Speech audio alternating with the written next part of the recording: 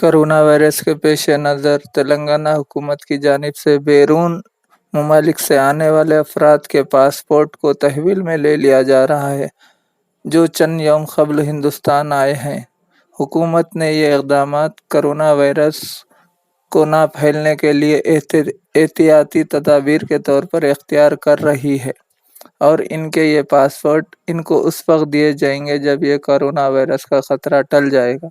Passport को हासिल करने के लिए रेवेन्यू डिपार्टमेंट के अहदेदार पासपोर्ट हासिल करके उन अफराद को इस पासपोर्ट की रसीद पासपोर्ट नंबर के साथ उनके हवाले कर रहे हैं।